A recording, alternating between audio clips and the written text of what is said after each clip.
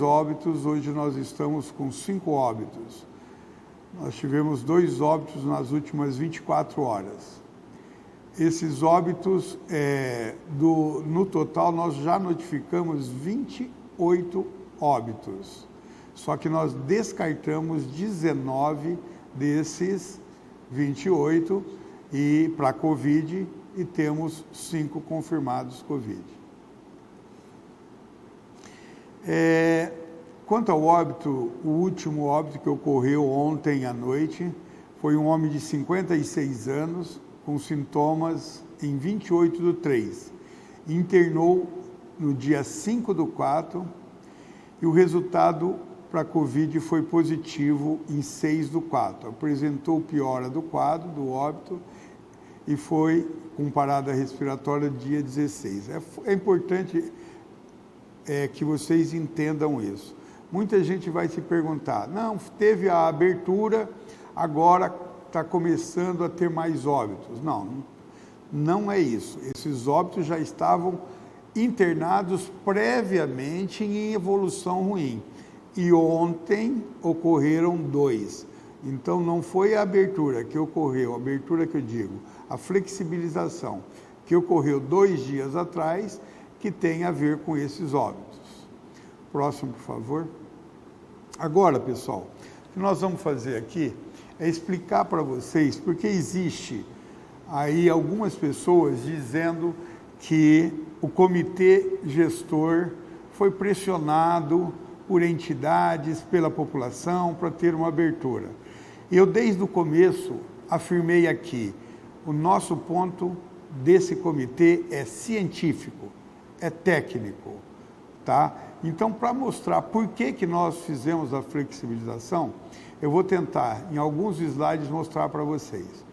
Nós temos um sistema de saúde instalado em São José do Rio Preto, com uma capacidade de atendimento à população, seja ela em consultórios, em internação em quarto simples ou em UTI. Então, essa capacidade, ela é quase que fixa.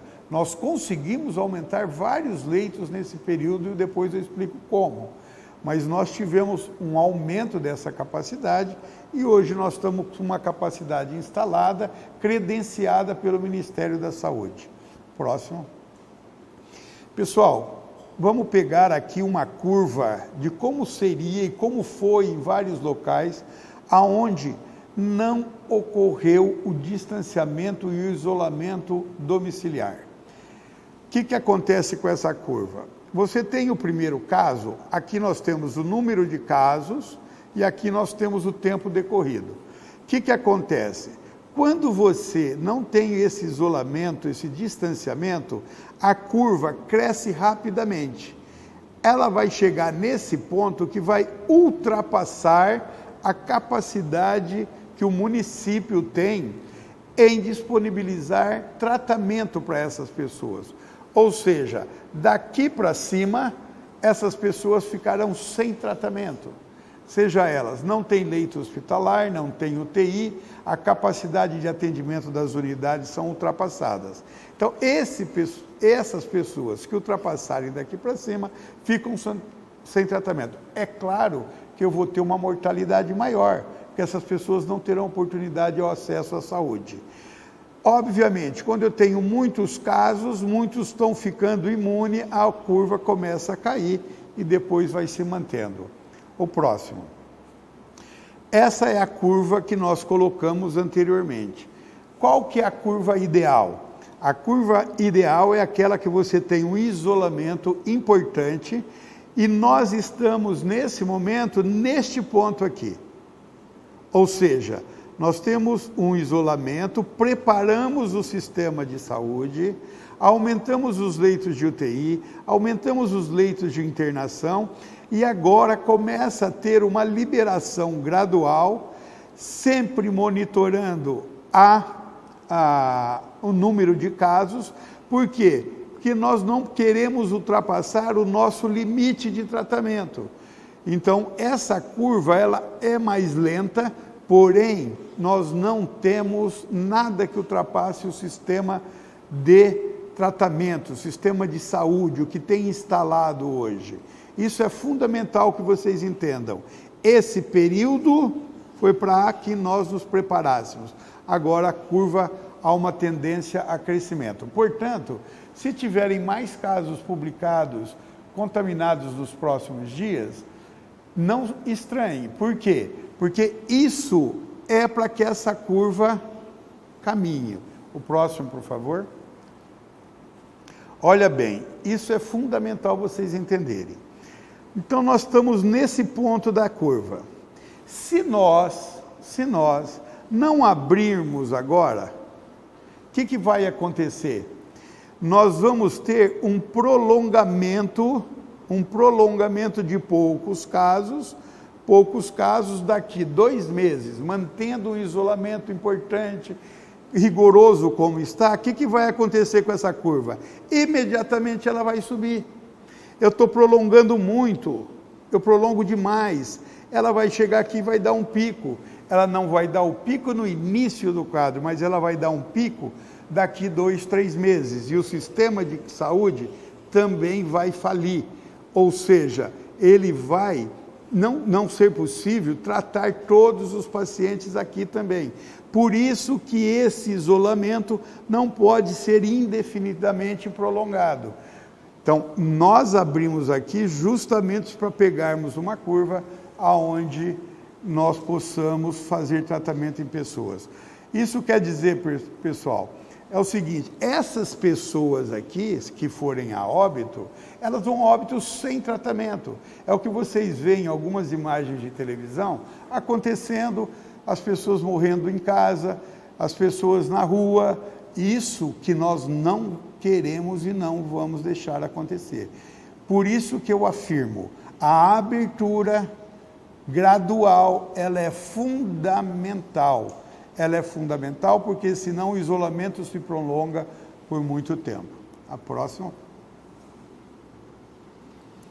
Pessoal, outra coisa que é fundamental que vocês entendam é isso, que vai ser uma mudança de estratégia que o comitê gestor vai fazer daqui para frente. O que acontece? Até hoje, nós estamos obedecendo rigorosamente as instruções do Ministério da Saúde. No quê? Na realização de exames para constatação do Covid.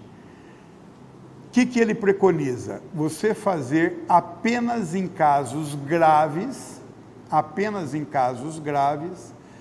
internados e profissionais da saúde. É as únicas pessoas que ele indica para fazer isso. Por que o Ministério provavelmente tomou essa atitude? Para não faltar insumo, para que não acabasse, que não terminasse as cidades ficando sem condição de testarem. Então, eles restringirem. Coloca a imagem do iceberg, por favor. Então, aquela pontinha branca lá em cima, que é onde está escrito confirmados, notificados, 11% de atendimentos no serviço. Aquilo ali é a ponta do iceberg. É o que nós estamos fazendo hoje, dosando, ou nós estamos fazendo exames, testando aquelas pessoas. Existe o resto do iceberg, que está lá embaixo, abaixo da água, que são de 50% a 80% dos casos com sintomas leves. Lembra que eu pedi para vocês guardarem lá atrás aqueles 1000 e poucos casos de síndrome gripal leve? Esses casos, pelo Ministério, não são testados. Não são testados.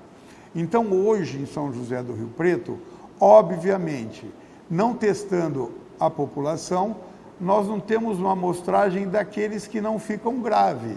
Nós não temos um número para dizer para vocês de quantos casos existem em São José do Rio Preto, porque nós estamos testando apenas os graves.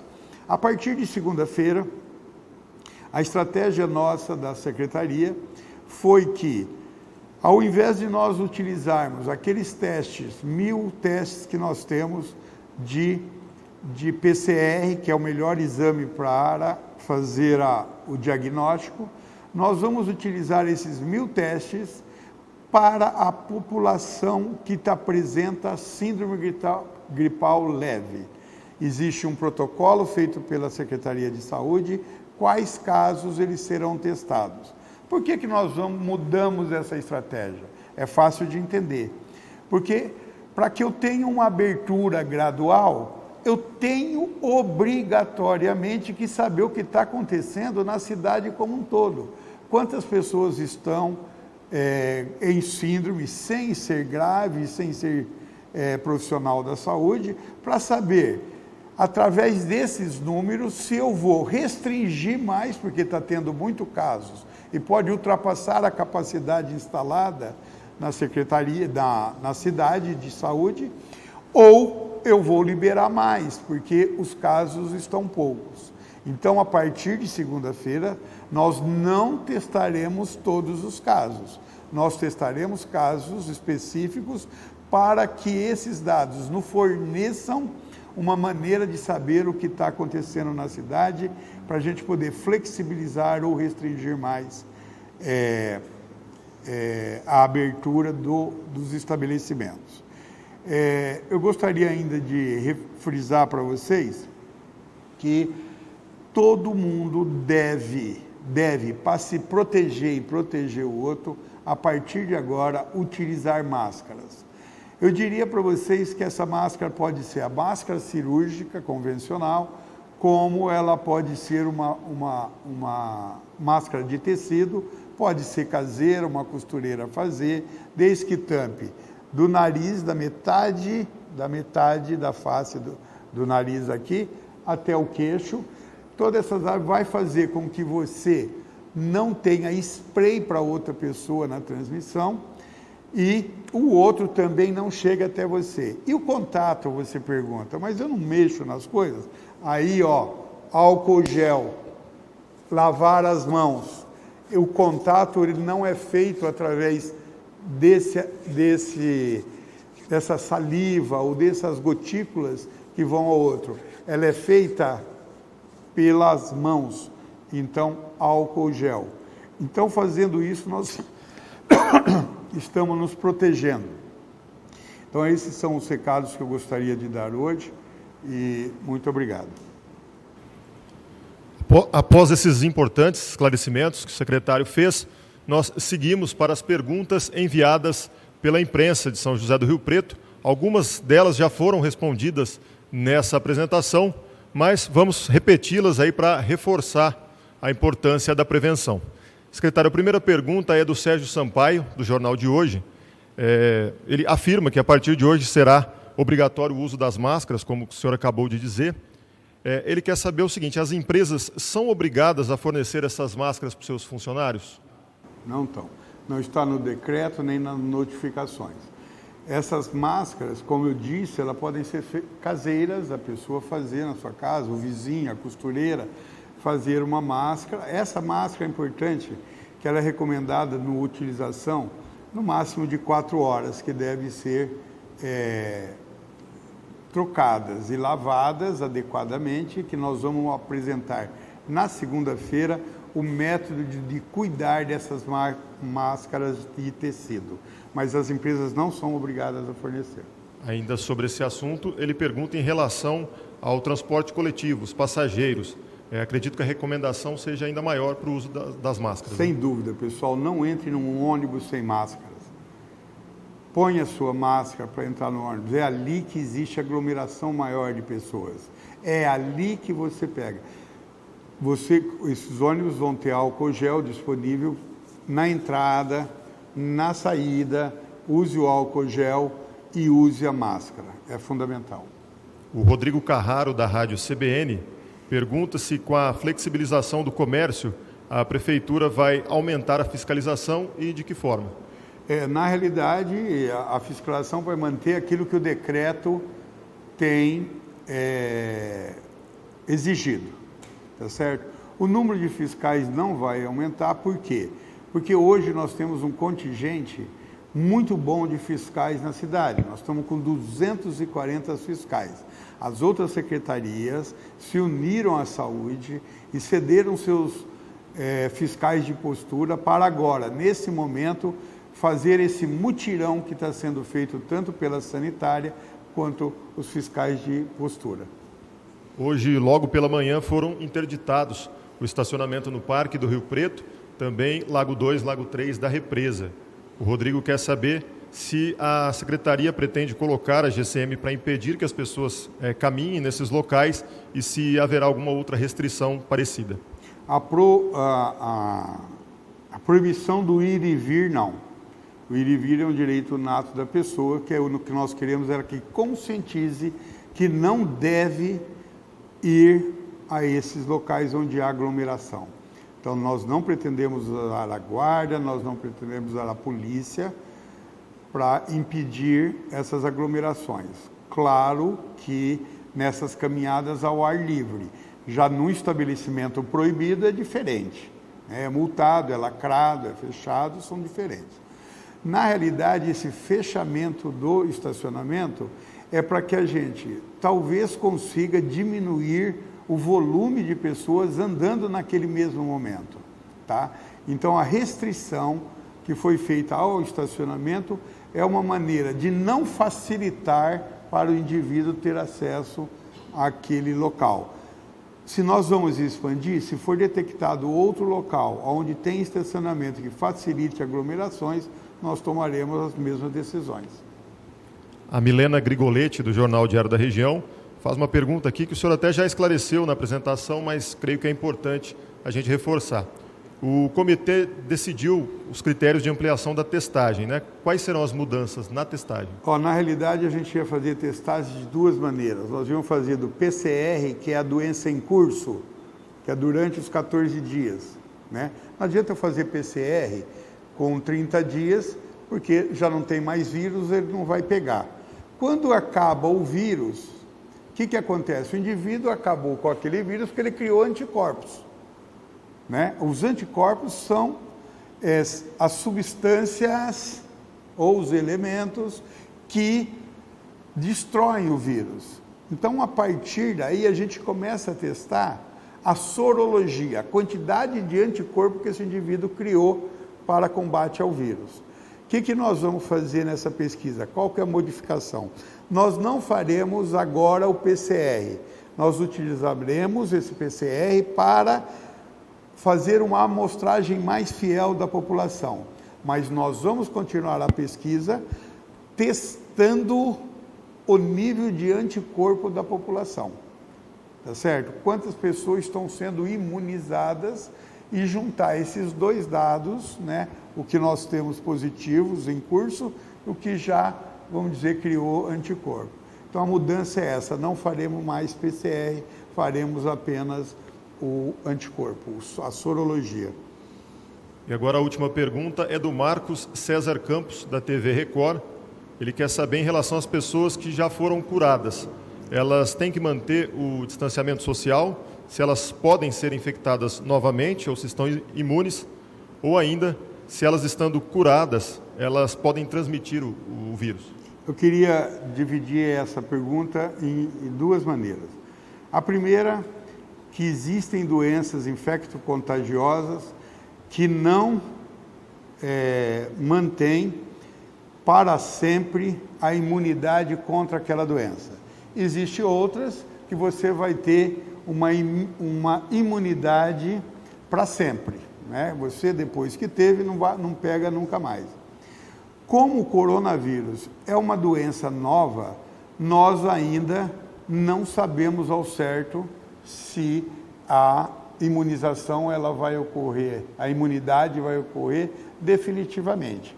O que nós sabemos é que, vindo de outros estudos de outros países, depois que o indivíduo termina a fase da doença propriamente dita, ele cria uma imunidade. Se isso vai ser para sempre ou não, vai ser visto no futuro.